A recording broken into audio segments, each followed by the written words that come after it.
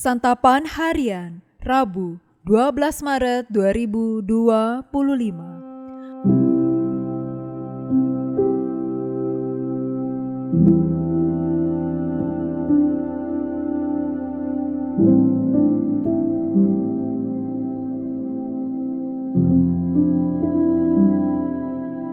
Inilah program Santapan Harian, sebuah program yang mengajak Anda menelusuri isi Alkitab, agar Anda menemukan makna firman Tuhan sesuai dengan konteksnya. Santapan Harian tertuju bagi Anda yang ingin memiliki kehidupan rohani yang segar, kuat, dan sigap. Hari ini kita akan membaca Imamat pasalnya yang ke-8. Namun kita akan membacanya pada ayat yang pertama hingga ayatnya yang ke-13. Sebelumnya, mari kita berdoa. Berfirmanlah ya Yesus, kami menyerahkan hidup kami. Berfirmanlah ya Yesus, karena kehendak-Mu ingin kami mengerti. Kami mohon, berfirmanlah bagi kami saat ini. Di dalam nama-Mu, Yesus Kristus, kami berdoa. Amin. Imamat 8 ayat 1-13. Tuhan berfirman kepada Musa, "Panggillah Harun dan anak-anaknya bersama dia dan ambillah pakaian-pakaian, minyak urapan dan lembu jantan kurban penghapus dosa, 2 domba jantan dan bakul berisi roti tidak beragi. Lalu kumpulkan segenap umat di depan pintu kemah pertemuan." Musa melakukan seperti yang diperintahkan Tuhan kepadanya, dan berkumpullah umat itu di depan kemah pertemuan. Berkatalah Musa kepada umat itu, "Inilah firman yang diperintahkan Tuhan untuk dilakukan." Musa lalu menyuruh Harun dan anak-anaknya mendekat dan mereka dibasuhnya dengan air. Sesudah itu ia mengenakan jubah dalam pada Harun, mengikatkan ikat pinggangnya, mengenakan jubah luar serta baju efod padanya, mengikatkan tali pengikat baju efod sehingga terikat erat padanya. Dikenakannya tutup dada padanya dan ditaruhnya di dalam tutup dada itu Urim dan Tumim.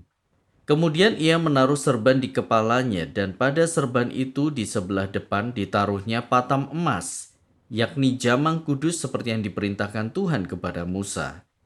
Musa mengambil minyak urapan dan mengurapi kemah suci, serta segala yang ada di dalamnya dan menguduskan semuanya itu.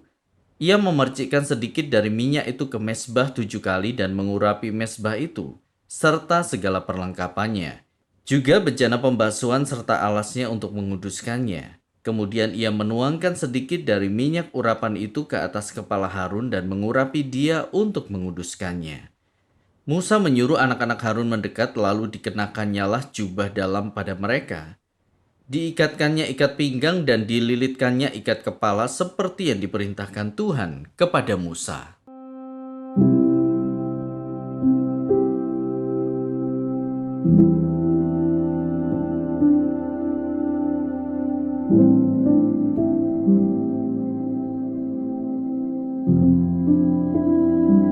Sahabat Santapan Harian, Allah sendiri memilih Harun bersama anak-anaknya untuk menjadi imam.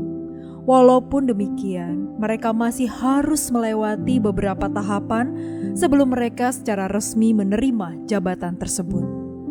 Pada perikop ini dijelaskan mulai dari pembasuhan, pengenaan pakaian khusus, upacara pengudusan, pengurapan, sampai pada perintah bagi Harun dan anak-anaknya untuk meletakkan tangan mereka di atas kepala kurban, serta menerima percikan minyak urapan dan darah. Tidak hanya sampai di situ, mereka harus memakan daging kurban dan roti persembahan sampai habis, dan mereka harus menetap di kemah pertemuan selama 7 hari.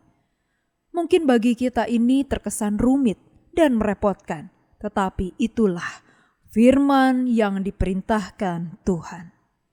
Apa yang dapat kita pelajari dari kisah ini? Sesungguhnya melalui kisah ini Allah mau mengajarkan kepada kita tentang betapa pentingnya tugas keimaman itu. Tugas yang kudus haruslah dilaksanakan oleh orang-orang yang telah dikuduskan pula. Mereka bukan hanya orang yang dipilih Allah, tetapi lebih daripada itu. Mereka juga adalah orang yang harus mengikuti setiap tahap yang sudah ditetapkan oleh Allah. Mereka haruslah orang yang sungguh-sungguh mau taat di hadapan Allah untuk melaksanakan tugas ini. Kita pun adalah pelayan-pelayannya saat ini. Perlu disadari bahwa ini bukan pilihan kita sendiri, melainkan Tuhanlah yang telah memilih kita. Bedanya adalah tahap-tahap yang harus kita lalui sekarang. Bukan lagi soal keharusan untuk menjalani upacara pengurapan dan memakan persembahan, melainkan kewajiban untuk menjaga hidup kudus. Kekudusan hidup kita dapat dilihat dari cara kita menjalani kehidupan sehari-hari. Kita yang adalah pilihannya harus memastikan bahwa perkataan kita bersih, cara berpakaian kita sopan, perilaku kita benar, dan sikap kita di depan semua orang menunjukkan kerendah hatian. Kiranya Tuhan menolong kita karena kita yang melayani bukan orang sembarangan, melainkan orang pilihan Tuhan yang telah dikuduskan. Mari kita berdoa.